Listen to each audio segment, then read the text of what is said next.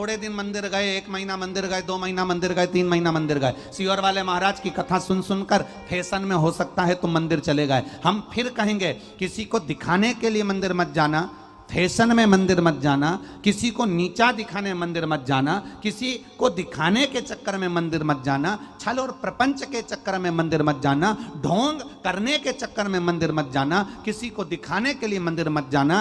1 महीना, 2 महीना, 3 महीना, 4 महीना, 5 महीना, 6 महीना अगर बाबा ना सुने, उसके दरवाजे पर जाते रहना, एक दिन कृपा की दृष्टि कर ही देगा, ये निश्चित है।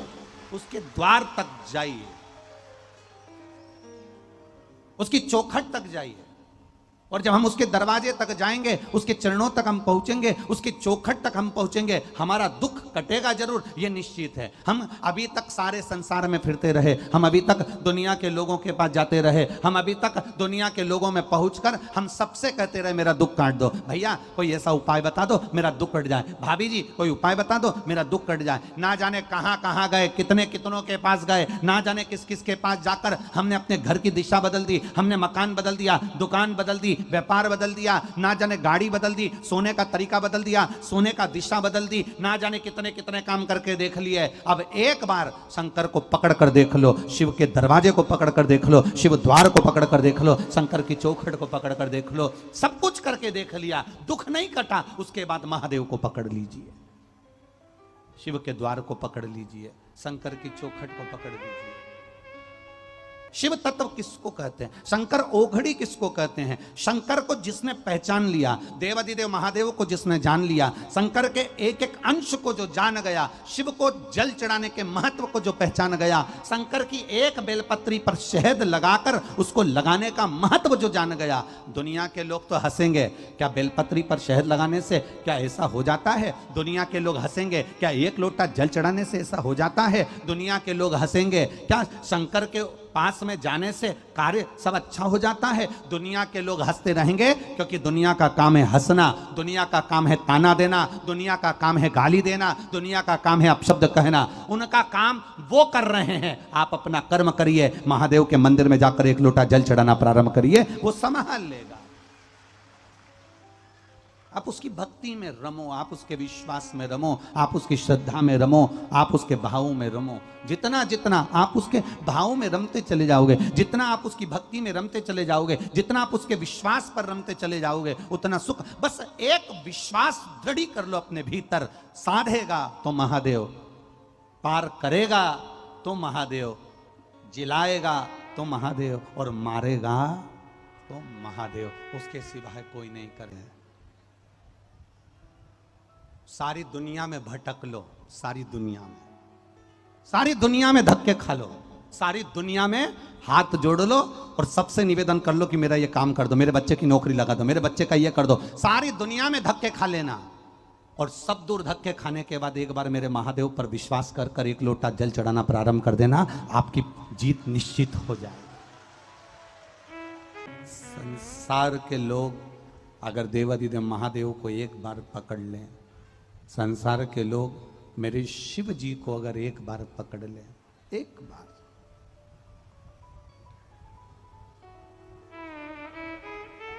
छूने में और छेड़ने में बहुत अंतर है। बोलो जरा जम के, किस किस चीज में अंतर है?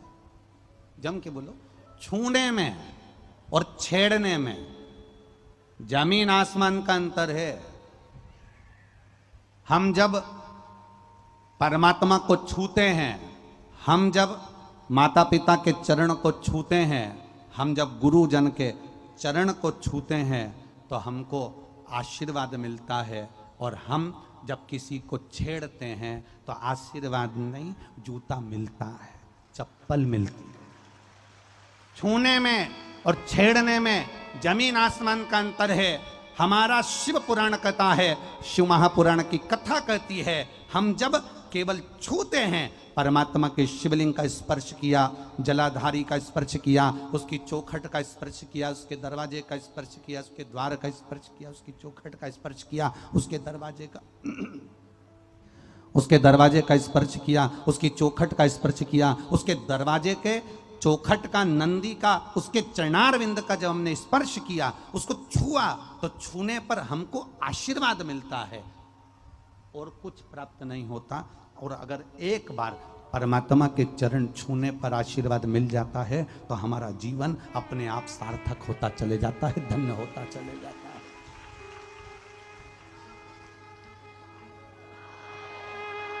अब परमात्मा के चरणों को छुओ,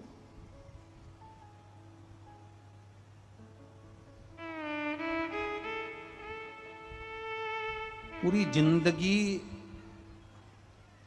पूरा जीवन, पूरी जिंदगी, पूरा जीवन हमने, पूरी जिंदगी, पूरा जीवन हमने इस शरीर को साबुन से धोया, इत्र लगाया, साबुन से धोकर इत्र लगाया, खूब इत्र लगाया, खूब धोया, खूब इत्र लगाया, खूब धोया। पर ईमानदारी से बोलना, मरने के बाद तुम कितना भी इत्र लगाकर भले मर गए हो, चाहे तुम कितना भी साबुन से शरीर धो धो कर मर गए हो, पर इत्र लगा शरीर में जब आखिरी में जलता है और जलने के बाद जो राख बनती है, क्या उस राख से इत्र की खुशबू आती है? बोलो बोलो जम के, नहीं आती। शरीर पर कितना भी इत्र लगाना, शरीर पर कितना भी साबुन लगाना, शरीर पर कितना भी परफ्यूम लगाना, पर शरीर से इत्र की खुशबू तुम्हारे मरने के बाद राख से इत्र की खुशबू नहीं आएगी। पर किसी को एक गिलास पानी पिला देना, किसी भूखे को भोजन करा देना, किसी प्यासे को पानी पिला देना, किसी की दुख की घड़ी में जाकर खड़े हो जाना, तो तुम्हारी राख में से भी इत्र जैसी खुशबू आएगी कि तुम्हारे जीवन में तुमने कुछ अच्छा करा है, तुमने अपनी जिंदगी में कुछ श्रेष्ठ कर्म करने का प्रयास करा है, तुमने अपने जीवन में कुछ अच्छा करने का प्रयास किया। अच्छा कर्म करिए।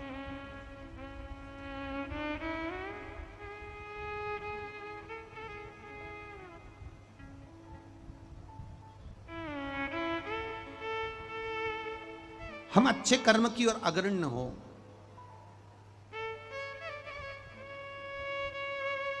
अभिमान, अहंकार व्यक्ति को बर्बादी की ओर ले जाता है।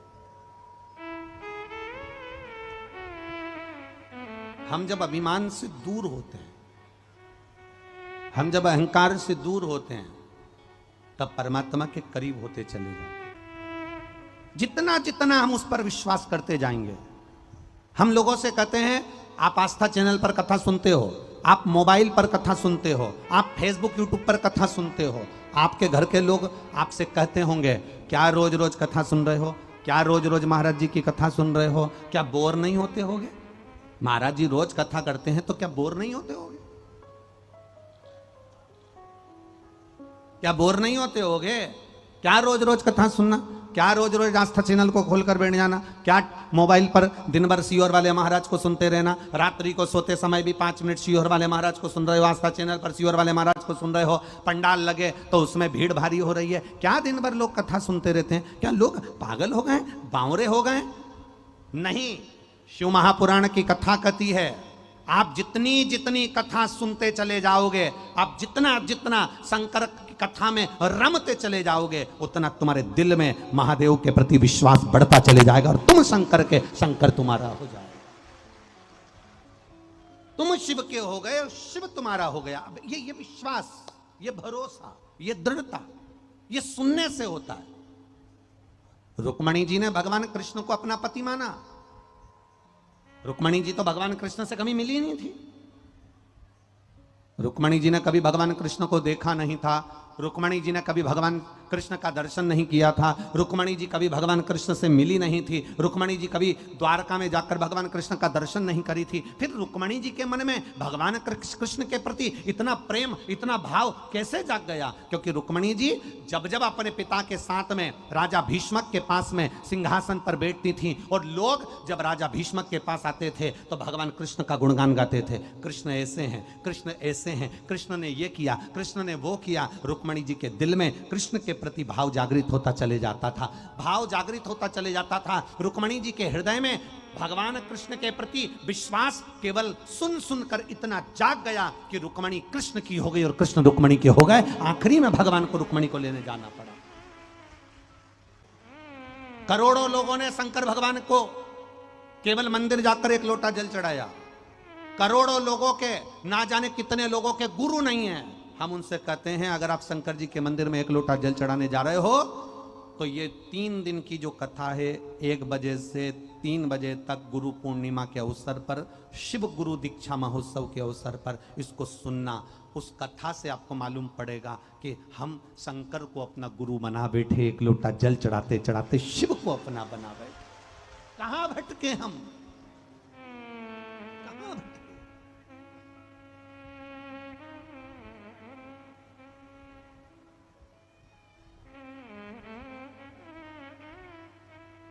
शिव को अपना बना लिया, कहां भटके।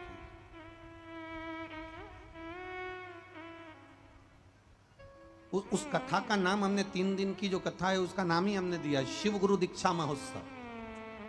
कि जितने सुने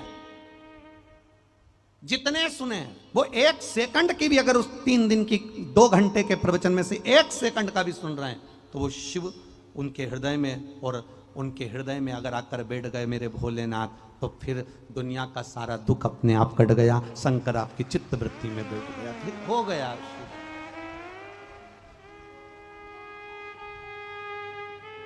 फिर सोचना नहीं महाराज, देने वाला वो। अरे लुटा दिया भंडार काशी, कर दिया माला शिव कथा कर रही है, भगवान शंकर का संवाद कर रहा है, शिव महापुराण की कथा कर रही है, शिव तत्व कर रहा है। पार्वती मैया ने जन्म लेकर प्रकट होकर शिव जी की आराधना करी। एक विश्वास पार्वती जी ने अपने हृदय में जागृत किया।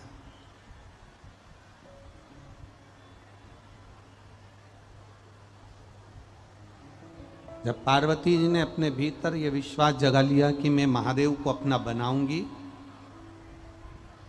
पक्का भरोसा, पक्की दृढ़ता, जब विश्वास दृढ़ कर लिया तो शिव पार्वती जी को मिले।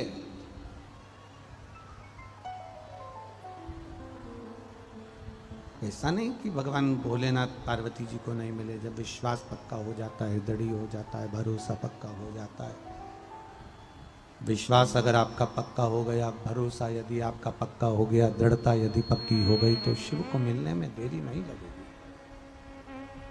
भगवान शंकर को प्राप्त करने में देरी नहीं लगेगी। तब साधना में माता पार्वती जी डूब गई। तब साधना में डूबी। अच्छा, डूबने का मतलब क्या होता है? एक व्यक्ति वो होता है जो पानी में डूबता है, मर जाता है। थोड़ा समझ लेना कथा को। डूबने का मतलब क्या है कि तब साधना में पार्वती जी डूबी, भगवान की भक्ति में पार्वती जी डूबी, भगवान के भजन में पार्वती जी डूबी। एक भक्त भगवान के भजन में डूबा, भक्ति में डूबा। डूबने का मतलब क्या होता है? एक व्यक्ति वो होता है जो पानी में डूबता है तो मर जाता है। एक व्यक्ति वो होता है जो प्याली में डूबता है तो मर जाता है।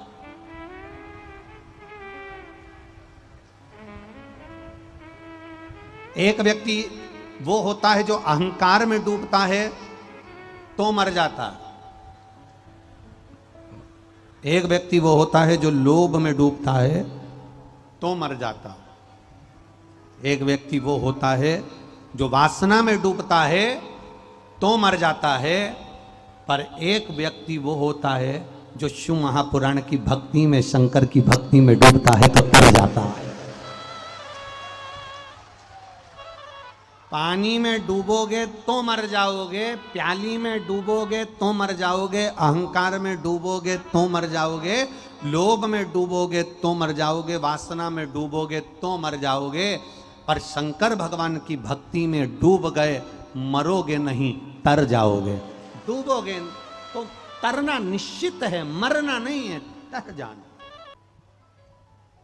लोग कहते हैं आपकी शिवपुराण में ऐसा क्या है जो लोग 500 किलोमीटर, 700 किलोमीटर, 800 किलोमीटर दूर से, स्वयं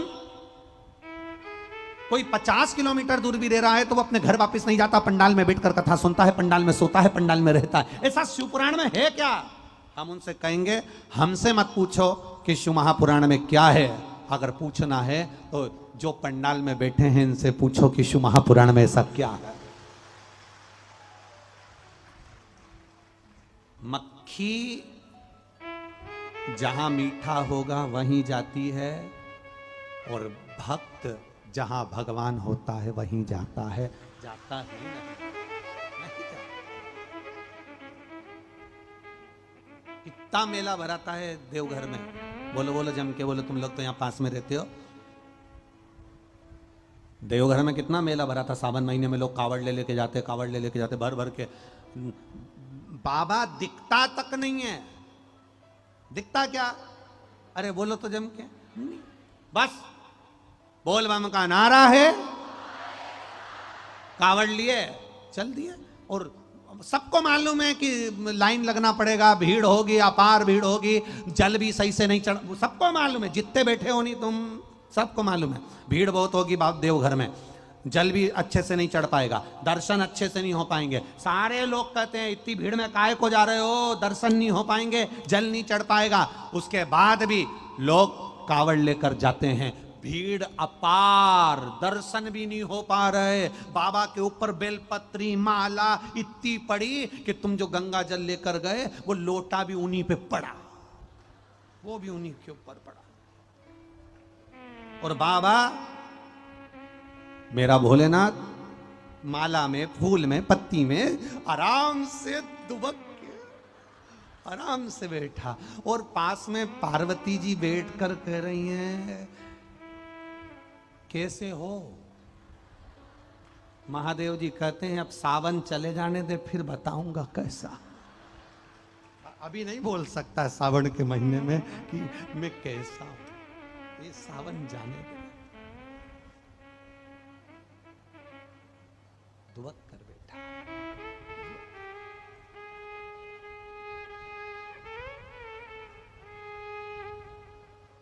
किसी ने पूछा देवघर वाले से कि उज्जैन जाओ तो इतना बड़ा शिवलिंग है, बोलो सही है कि गलत है?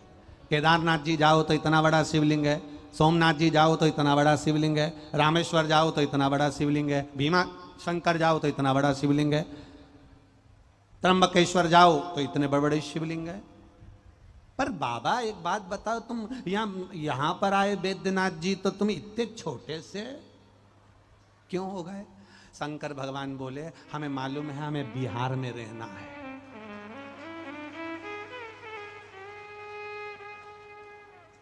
बिहार में रहना, और बिहार का एक नियम है, बिहार का एक नियम है, जो छोटा बनकर रहता है वो दुनिया पर राज कर जाता है।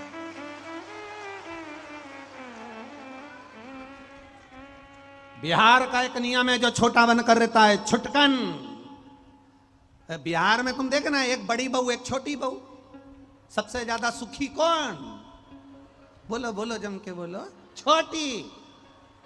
बड़ी जरा सी गलती कर दे तो कहने में आ जाता है तुझ में अकल नहीं थी, इतनी बड़ी हो गई, तेरे पिताजी ने ये सिखाया। और छोटी के हाथ से थोड़ी सी गलती हो जाए तो सास कह देती छोटी है चलना सीख रही है, छोटी छुटकन है।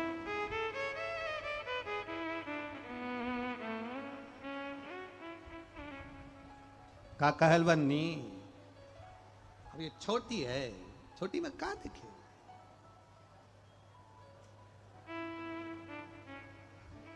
बहुत छोटे हो, बहुत छोटे।